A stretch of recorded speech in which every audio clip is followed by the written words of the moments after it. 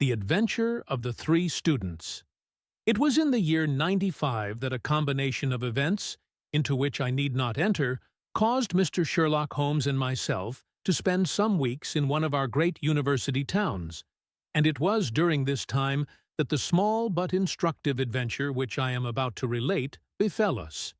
It will be obvious that any details which would help the reader to exactly identify the college or the criminal would be injudicious and offensive. So painful a scandal may well be allowed to die out. With due discretion, the incident itself may, however, be described, since it serves to illustrate some of those qualities for which my friend was remarkable. I will endeavor in my statement to avoid such terms as would serve to limit the events to any particular place, or give a clue as to the people concerned. We were residing at the time in furnished lodgings close to a library, where Sherlock Holmes was pursuing some laborious researches in early English charters, researches which led to results so striking that they may be the subject of one of my future narratives. Here it was that one evening we received a visit from an acquaintance, Mr. Hilton Soames, tutor and lecturer at the College of St. Luke's. Mr. Soames was a tall, spare man, of a nervous and excitable temperament. I had always known him to be restless in his manner, but on this particular occasion he was in such a state of uncontrollable agitation that it was clear something very unusual had occurred. "I trust, Mr. Holmes, that you can spare me a few hours of your valuable time. We have had a very painful incident at St. Luke's, and really, but for the happy chance of your being in the town, I should have been at a loss what to do." "I am very busy just now, and I desire no distractions," my friend answered. "I should much prefer that you called in the aid of the police." "No, no, my dear sir. Such a course is utterly impossible. When once the law is evoked, it cannot be stayed again, and this is just one of those cases where, for the credit of the college, it is most essential to avoid scandal. Your discretion is as well known as your powers, and you are the one man in the world who can help me. I beg you, Mr. Holmes, to do what you can." My friend's temper had not improved since he had been deprived of the congenial surroundings of Baker Street. Without his scrapbooks, his chemicals, and his homely untidiness, he was an uncomfortable man. He shrugged his shoulders in ungracious acquiescence, while our visitor in hurried words and with much excitable gesticulation poured forth his story. "I must explain to you, Mr. Holmes, that tomorrow is the first day of the examination for the Fortescue Scholarship. I am one of the examiners. My subject is Greek, and the first of the papers consists of a large passage of Greek translation which the candidate has not seen. This passage is printed on the examination paper, and it would naturally be an immense advantage if the candidate could prepare it in advance. For this reason, great care is taken to keep the paper secret. Today, about 3 o'clock, the proofs of this paper arrived from the printers. The exercise consists of half a chapter of Thucydides. I had to read it over carefully, as the text must be absolutely correct. At 4:30 my task was not yet completed. I had, however, promised to take tea in a friend's rooms, so I left the proof upon my desk. I was absent rather more than an hour. You are aware, Mr. Holmes, that our college doors are double, a green baize one within and a heavy oak one without. As I approached my outer door, I was amazed to see a key in it. For an instant I imagined that I had left my own there, but on feeling in my pocket, I found that it was all right. The only duplicate which existed, so far as I knew, was that which belonged to my servant, Bannister, a man who has looked after my room for 10 years, and whose honesty is absolutely above suspicion. I found that the key was indeed his, that he had entered my room to know if I wanted tea, and that he had very carelessly left the key in the door when he came out. His visit to my room must have been within a very few minutes of my leaving it. His forgetfulness about the key would have mattered little upon any other occasion, but on this one day it has produced the most deplorable consequences. The moment I looked at my table, I was aware that someone had rummaged among my papers. The proof was in 3 long slips. I had left them all together. Now I found that one of them was lying on the floor, one was on the side table near the window, and the third was where I had left it. Holmes stirred for the first time. The first page on the floor, the second in the window, the third where you left it, said he. Exactly, Mr. Holmes. You amaze me. How could you possibly know that? Pray continue your very interesting statement. For an instant, I imagined that Bannister had taken the unpardonable liberty of examining my papers. He denied it, however, with the utmost earnestness, and I am convinced that he was speaking the truth. The alternative was that someone passing had observed the key in the door, had known that I was out, and had entered to look at the papers. A large sum of money is at stake, for the scholarship is a very valuable one, and an unscrupulous man might very well run a risk in order to gain an advantage over his fellows. Bannister was very much upset by the incident. He had nearly fainted when we found that the papers had undoubtedly been tampered with. I gave him a little brandy and left him collapsed in a chair while I made a most careful examination of the room. I soon saw that the intruder had left other traces of his presence besides the rumpled papers. On the table in the window were several shreds from a pencil which had been sharpened. A broken tip of lead was lying there also. Evidently the rascal had copied the paper in a great hurry, had broken his pencil, and had been compelled to put a fresh point to it. "Excellent," said Holmes, who was recovering his good humor as his attention became more engrossed by the case. "Fortune has been your friend." This was not all. I have a new writing table with a fine surface of red leather. I am prepared to swear, and so is Bannister, that it was smooth and unstained. Now I found a clean cut in it about 3 inches long. Not a mere scratch, but a positive cut. Not only this, but on the table I found a small ball of black dough, or clay, with specks of something which looks like sawdust in it. I am convinced that these marks were left by the man who rifled the papers. There were no footmarks and no other evidence as to his identity. I was at my wits' ends when suddenly the happy thought occurred to me that you were in the town, and I came straight round to put the matter into your hands. Do help me, Mr. Holmes. You see my dilemma. Either I must find the man, or else the examination must be postponed until fresh papers are prepared. And since this cannot be done without explanation, there will ensue a hideous scandal, which will throw a cloud not only on the college, but on the university. Above all things, I desire to settle the matter quietly and discreetly. I shall be happy to look into it, and to give you such advice as I can, said Holmes, rising and putting on his overcoat. The case is not entirely devoid of interest. Had anyone visited you in your room after the papers came to you? Yes. Young Daulat Ras, an Indian student who lives on the same stair, came in to ask me some particulars about the examination. For which he was entered? Yes. And the papers were on your table? To the best of my belief, they were rolled up. But might be recognized as proofs?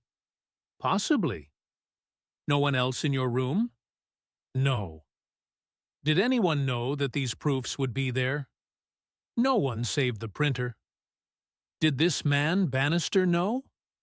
No, certainly not. No one knew. Where is Bannister now? He was very ill, poor fellow. I left him collapsed in the chair.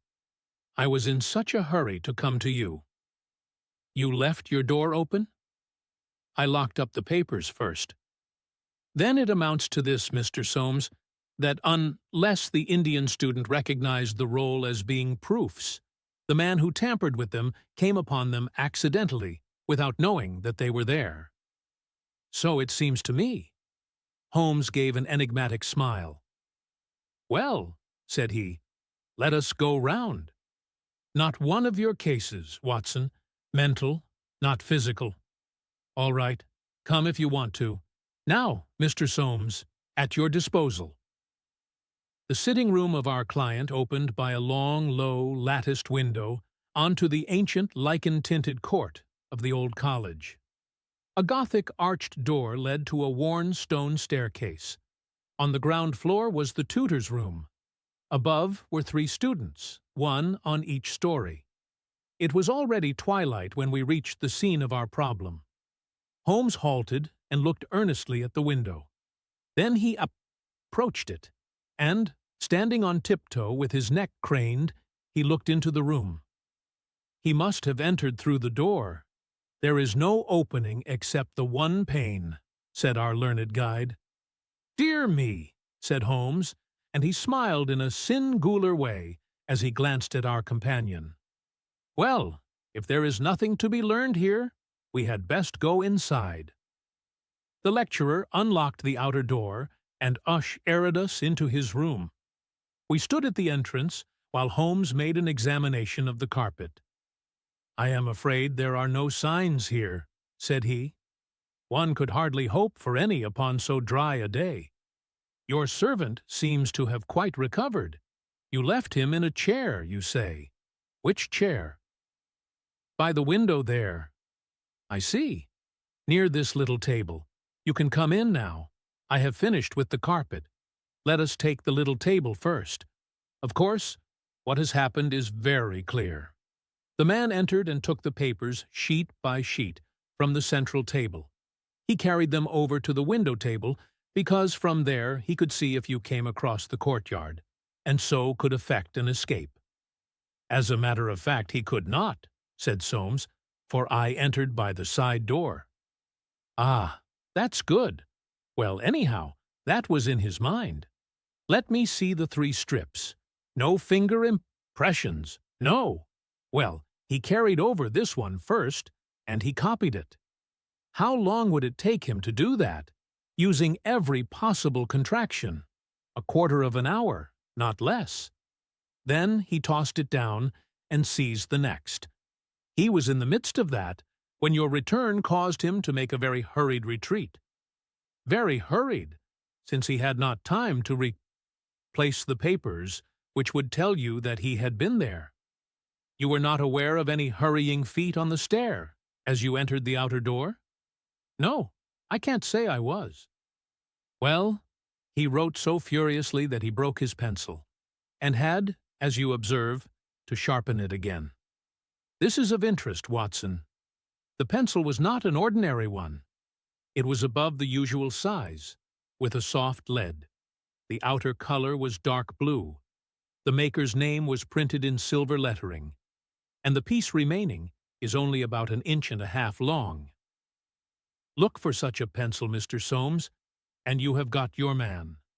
When I add that he possesses a large and very blunt knife, you have an additional aid. Mr. Soames was somewhat overwhelmed by this flood of information. I can follow the other points, said he, but really, in this matter of the length. Holmes held out a small chip with the letters NN and a space of clear wood after them. You see? No, I fear that even now. Watson, I have always done you an injustice. There are others. What could this NN be? It is at the end of a word. You are aware that Johann Faber is the most common maker's name. Is it not clear that there is just as much of the pencil left as usually follows the Johann? He held the small table sideways to the electric light. I was hoping that if the paper on which he wrote was thin, some trace of it might come through upon this polished surface. No, I see nothing. I don't think there is anything more to be learned here. Now, for the central table. This small pellet is, I presume, the black doughy mass you spoke of, roughly pyramidal in shape, and hollowed out, I perceive. As you say, there appear to be grains of sawdust in it. Dear me, this is very interesting. And the cut? A positive tear, I see. It began with a thin scratch and ended in a jagged hole. I am much indebted to you for directing my attention to this case, Mr. Soames. Where does that door lead to? To my bedroom. Have you been in it since your adventure? No, I came straight away for you. I should like to have a glance round. What a charming, old-fashioned room.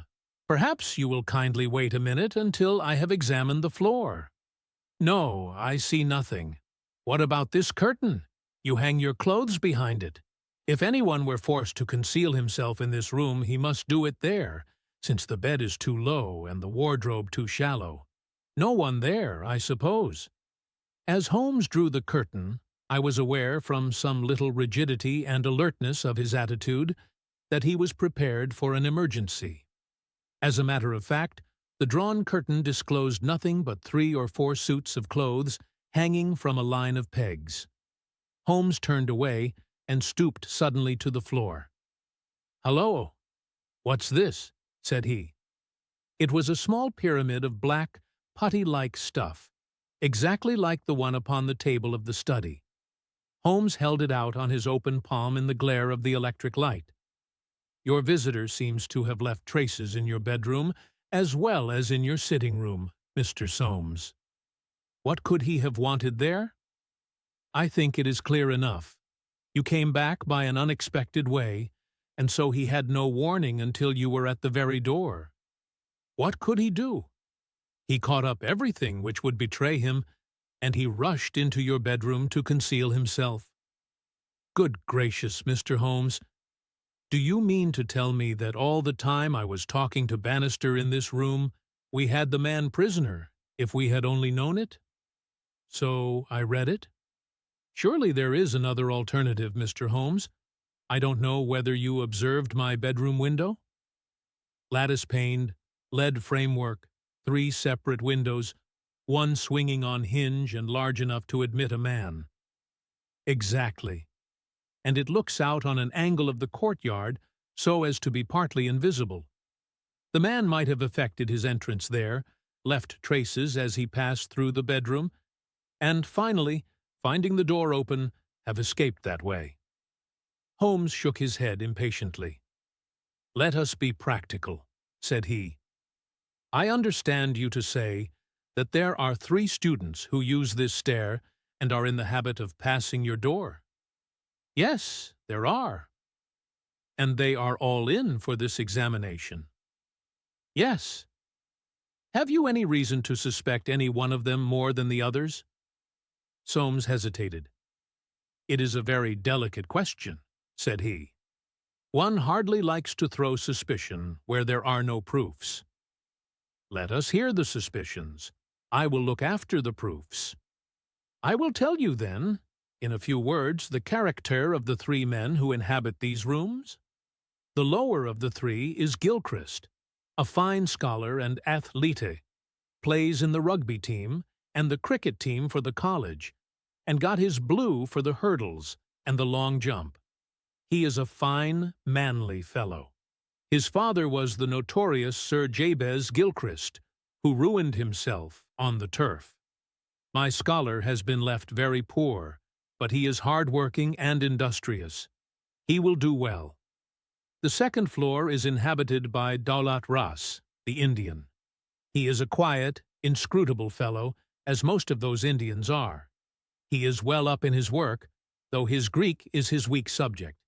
He is steady and methodical. The top floor belongs to Miles McLaren. He is a brilliant fellow when he chooses to work, one of the brightest intellects of the university, but he is wayward, dissipated, and unprincipled. He was nearly expelled over a card scandal in his first year. He has been idling all this term, and he must look forward with dread to the examination. Then it is he whom you suspect?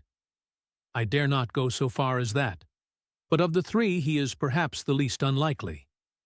Exactly. Now, Mr. Soames, let us have a look at your servant, Bannister.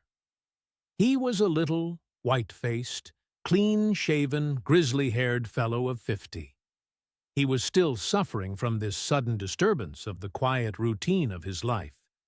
His plump face was twitching with his nervousness, and his fingers could not keep still. "We are investigating this unhappy business, Bannister," said his master. "Yes, sir." "I understand," said Holmes, "that you left your key in the door?" "Yes, sir." "Was it not very extraordinary that you should do this on the very day when there were these papers inside?" "It was most unfortunate, sir, but I have occasionally done the same thing at other times." "When did you enter the room?" "It was about 4:30. That is Mr. Soames's tea time." "How long did you stay?" "When I saw that he was absent, I withdrew at once." "Did you look at these papers on the table?" "No, sir, certainly not." "How came you to leave the key in the door?" "I had the tea tray in my hand. I thought I would come back for the key, then I forgot."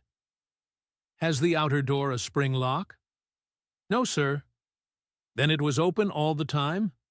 "Yes, sir." "Anyone in the room could get out?" "Yes, sir." "When Mr. Soames returned and called for you, you were very much disturbed?" "Yes, sir. Such a thing has never happened during the many years that I have been here. I nearly fainted, sir." "So I understand. Where were you when you began to feel bad?" "Where was I, sir? Why, here, near the door." "That is singular, because you sat down in that chair over yonder near the corner. Why did you pass these other chairs?" "I don't know, sir. It didn't matter to me where I sat." "I really don't think he knew much about it, Mr. Holmes. He was looking very bad, quite ghastly." "You stayed here when your master left?" "Only for a minute or so. Then I locked the door and went to my room." "Whom do you suspect?" "Oh, I would not venture to say, sir. I don't believe there is any gentleman in this university who is capable of profiting by such an action." "No, sir, I'll not believe it." "Thank you. That will do," said Holmes. "Oh, one more word. You have not mentioned to any of the 3 gentlemen whom you attend that anything is amiss?" "No, sir, not a word." "You haven't seen any of them?" "No, sir." "Very good. Now, Mr. Soames, we will take a walk in the quadrangle, if you please." 3 yellow squares of light shone above us in the gathering gloom. "Your 3 birds are all in their nests," said Holmes, looking up. "Hullo, what's that? One of them seems restless enough." It was the Indian, whose dark silhouette appeared suddenly upon his blind. He was pacing swiftly up and down his room. "I should like to have a peep at each of them," said Holmes. "Is it possible?" "No difficulty in the world," Soames answered. "This set of rooms is quite the oldest in the college, and it is not unusual for visitors to go over them. Come along, and I will personally conduct you." "No names, please," said Holmes, as we knocked at Gilchrist's door. A tall, flaxen-haired, slim young fellow opened it, and made us welcome when he understood our errand. There were some really curious pieces of medieval domestic architecture within. Holmes was so charmed with one of them that he insisted on drawing it on his notebook, broke his pencil, had to borrow one from our host, and finally borrowed a knife to sharpen his own. The same curious accident happened to him in the rooms of the Indian, a silent, little, hook-nosed fellow, who eyed us askance and was obviously glad when Holmes's architectural studies had come to an end. I could not see that in either case Holmes had come upon the clue for which he was searching. Only at the third did our visit prove abortive. The outer door would not open to our knock, and nothing more substantial than a torrent of bad language came from behind it. "I don't care who you are. You can go to blazes!" roared the angry voice. Tomorrow's the exam, and I won't be drawn by anyone." "A rude fellow," said our guide, flushing with anger as we withdrew down the stair. Of course, he did not realize that it was I who was knocking, but nonetheless his conduct was very uncourte aus, and, indeed, under the circumstances, rather suspicious. Holmes's response was a curious one. "Can you tell me his exact height?" he asked. "Really, Mr. Holmes, I cannot undertake to say. He is taller than the Indian, not so tall as Gilchrist. I suppose 5'6" would be about it." "That is very important," said Holmes. "And now, Mr. Soames, I wish you good night." Our guide cried aloud in his astonishment and dismay. "Good gracious, Mr. Holmes, you are surely not going to leave me in this abrupt fashion. You don't seem to realize the position. Tomorrow is the examination. I must take some definite action tonight. I cannot allow the examination to be held if one of the papers has been tampered with. The situation must be faced. You must leave it as it is. I shall drop round early tomorrow morning and chat the matter over. It is possible that I may be in a position then to indicate some course of action. Meanwhile, you change nothing. Nothing at all." "Very good, Mr. Holmes. You can be perfectly easy in your mind. We shall certainly find some way out of your difficult ties. I will take the black clay with me, also the pencil cuttings. Goodbye." When we were out in the darkness of the quadrangle, we again looked up at the windows. The Indian still paced his room. The others were in visibly. "Well, Watson, what do you think of it?" Holmes asked, as we came out into the main street. "Quite a little parlor game, sort of three-card trick, is it not? There are your three men. It must be one of them. You take your choice. Which is yours?" "The foul-mouthed fellow at the top. He is the one with the worst record. And yet that Indian was a sly fellow also. Why should he be pacing his room all the time?" "There is nothing in that. Many men do it when they are trying to learn anything by heart." He looked at us in a queer way. "So would you if a flock of strangers came in on you when you were preparing for an examination next day, and every moment was of value. No, I see nothing in that. Pencils, too, and knives, all was satisfactory. But that fellow does puzzle me." "Who?" "Why, Bannister, the servant. What's his game in the matter?" "He impressed me as being a perfectly honest man." "So he did me. That's the puzzling part. Why should a perfectly honest man? Well, here's a large stationer's. We shall begin our researches here." There were only 4 stationers of any consequence in the town, and at each Holmes produced his pencil chips and bid high for a duplicate. All were agreed that one could be ordered, but that it was not a usual size of pencil, and that it was seldom kept in stock. My friend did not appear to be depressed by his failure, but shrugged his shoulders in half-humorous resignation. "No good, my dear Watson. This, the best and only final clue, has run to nothing. But indeed, I have little doubt that we can build up a sufficient case without it. By Jove! My dear fellow, it is nearly 9, and the landlady babbled of green peas at 7:30. What with your eternal tobacco, Watson, and your irregularity at meals, I expect that you will get notice to quit, and that I shall share your downfall, not, however, before we have solved the problem of the nervous tutor, the careless servant, and the 3 enterprising students." Holmes made no further allusion to the matter that day, though he sat lost in thought for a long time after our belated dinner. At 8 in the morning, he came into my room just as I finished my toilet. "Well, Watson," said he, "it is time we went down to St. Luke's. Can you do without breakfast?" "Certainly. Soames will be in a dreadful fidget until we are able to tell him something positive. Have you anything positive to tell him? I think so. You have formed a conclusion? Yes, my dear Watson. I have solved the mystery. But what fresh evidence could you have got? Aha! It is not for nothing that I have turned myself out of bed at the untimely hour of 6. I have put in 2 hours' hard work and covered at least 5 miles with something to show for it.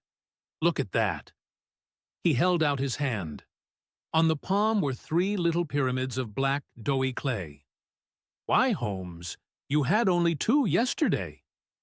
And 1 more this morning. It is a fair argument that wherever number 3 came from is also the source of nos. 1 and 2. Eh, Watson? Well, come along and put friend Soames out of his pain. The unfortunate tutor was certainly in a state of pitiable agitation when we found him in his chambers. In a few hours the examination would commence, and he was still in the dilemma between making the facts public and allowing the culprit to compete for the valuable scholarship. He could hardly stand still, so great was his mental agitation, and he ran towards Holmes with 2 eager hands outstretched. Thank heaven that you have come. I feared that you had given it up in despair. What am I to do? Shall the examination proceed?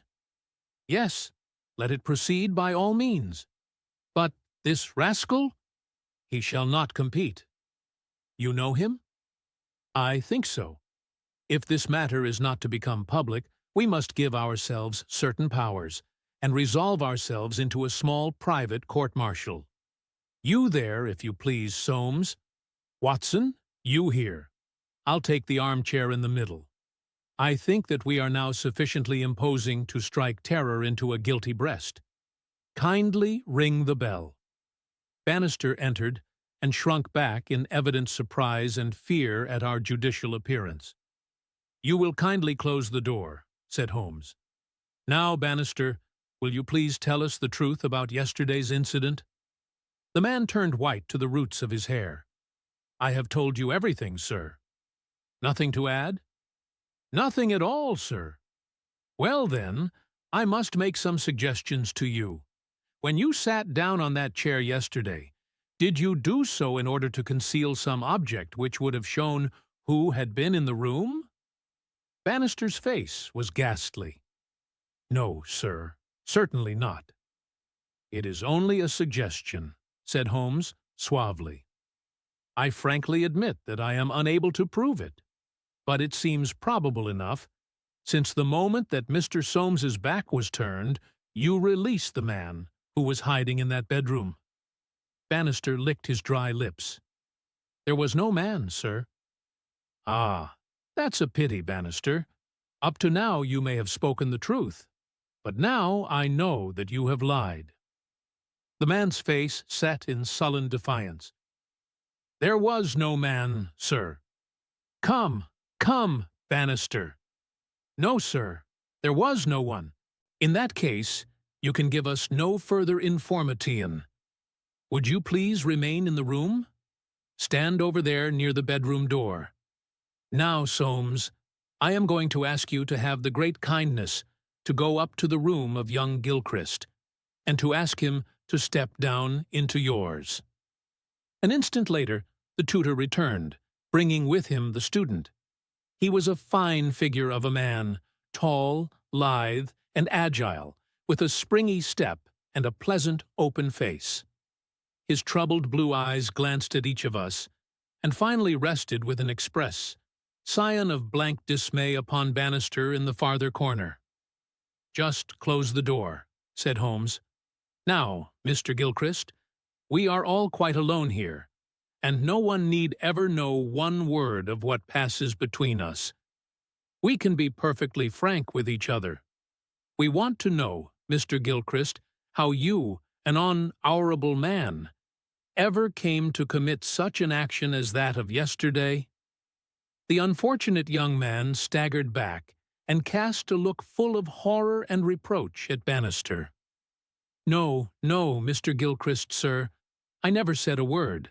Never one word, cried the servant. No, but you have now, said Holmes.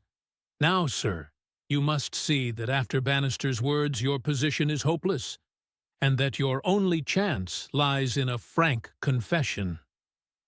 For a moment, Gilchrist, with upraised hand, tried to control his writhing features. The next, he had thrown himself on his knees beside the table and, burying his face in his hands, he had burst into a storm of passionate sobbing. "Come, come," said Holmes kindly. "It is man to err, and at least no one can accuse you of being a callous criminal. Perhaps it would be easier for you if I were to tell Mr. Soames what occurred, and you can check me where I am wrong. Shall I do so? Well, well, don't trouble to answer. Listen, and see that I do you no injustice. From the moment, Mr. Soames, that you said to me that no one, not even Bannister, could have told that the papers were in your room, the case began to take a definite shape in my mind. The printer one could, of course, dismiss. He could examine the papers in his own office. The Indian I also thought nothing of. If the proofs were in a roll, he could not possibly know what they were. On the other hand, it seemed an unthinkable coincidence that a man should dare to enter the room, and that by chance, on that very day, the papers were on the table. I dismissed that. The man who entered knew that the papers were there. How did he know? When I approached your room, I examined the window. You amused me by supposing that I was contemplating the possibility of someone having in broad daylight, under the eyes of all these opposite rooms, forced himself through it. Such an idea was absurd. I was measuring how tall a man would need to be in order to see as he passed what papers were on the central table. I am 6 feet high, and I could do it with an effort. No one less than that would have a chance. Already, you see, I had Son, to think that if one of your 3 students was a man of unusual height, he was the most worth watching of the 3. I entered, and I took you into my confidence as to the suggestions of the side table. Of the center table I could make nothing until in your description of Gilchrist you mentioned that he was a long-distance jumper. Then the whole thing came to me in an instant, and I only needed certain corroborative proofs, which I speedily obtained. What happened was this. This young fellow had employed his afternoon at the athletic grounds, where he had been practicing the jump. He returned carrying his jumping shoes, which are pro-vided, as you are aware, with several sharp spikes. As he passed your window, he saw, by means of his great height, these proofs upon your table, and conjectured what they were. No harm would have been done had it not been that as he passed your door, he perceived the key which had been left by the carelessness of your servant. A sudden impulse came over him to enter and see if they were indeed the proofs. It was not a dangerous exploit, for he could always pretend that he had simply looked in to ask a question. Well, when he saw that they were indeed the proofs, it was then that he yielded to temptation. He put his shoes on the table. What was it you put on that chair near the window? Gloves, said the young man. Holmes looked triumphantly at Bannister. He put his gloves on the chair, and he took the proofs, sheet by sheet, to copy them. He thought the tutor must return by the main gate, and that he would see him. As we know, he came back by the side gate. Suddenly, he heard him at the very door. There was no possible escape. He forgot his gloves, but he caught up his shoes and darted into the bedroom. You observe that the scratch on that table is slight at one side, but deepens in the direction of the bed. Room door. That in itself is enough to show us that the shoe had been drawn in that direction, and that the culprit had taken refuge there. The earth round the spike had been left on the table, and a second sample was loosened and fell in the bedroom. I may add that I walked out to the athletic grounds this morning, saw that tenacious black clay is used in the jumping pit, and carried away a specimen of it, together with some of the fine tan or sawdust which is strewn over it to prevent the athlete from slipping. Have I told the truth, Mr. Gilchrist? The student had drawn himself erect. Yes, sir, it is true, said he. Good heavens! Have you nothing to add? Cried Soames. Yes, sir, I have, but the shock of this disgraceful exposure has bewildered me. I have a letter here, Mr. Soames, which I wrote to you early this morn, in the middle of a restless night. It was before I knew that my sin had found me out. Here it is, sir. You will see that I have said, I have determined not to go in for the examination. I have been offered a commission in the Rhodesian police, and I am going out to South Africa at once. I am indeed pleased to hear that you did not intend to profit by your unfair advantage, said Soames, but why did you change your purpose? Gilchrist pointed to Bannister. There is the man who set me in the right path, said he. Come now, Bannister, said Holmes. It will be clear to you from what I have said that only you could have let this young man out, since you were left in the room and must have locked the door when you went out. As to his escaping by that window, it was incredible. Can you not clear up the last point in this mystery and tell us the reasons for your action? It was simple enough, sir, if you only had known. But with all your cleverness, it was impossible that you could know. Time was, sir, when I was butler to old Sir Jabez Gilchrist, this young gentleman's father. When he was ruined, I came to the college as servant, but I never forgot my old employer, because he was down in the world. I watched his son all I could for the sake of the old days. Well, sir, when I came into this room yesterday when the alarm was given, the very first thing I saw was Mr. Gilchrist's tan gloves a-lying in that chair. I knew those gloves well, and I understood their message. If Mr. Soames saw them, the game was up. I flopped down into that chair, and nothing would budge me until Mr. Soames he went for you. Then out came my poor young master, whom I had dandled on my knee, and confessed it all to me. Wasn't it natural, sir, that I should save him? And wasn't it natural also that I should try to speak to him as his dead father would have done, and make him understand that he could not profit by such a deed? Could you blame me, sir? No, indeed, said Holmes heartily, springing to his feet. Well, Soames, I think we have cleared your little problem up, and our breakfast awaits us at home. Come, Watson. As to you, sir, I trust that a bright future awaits you in Rhodesia. For once you have fallen low. Let us see in the future how high you can rise.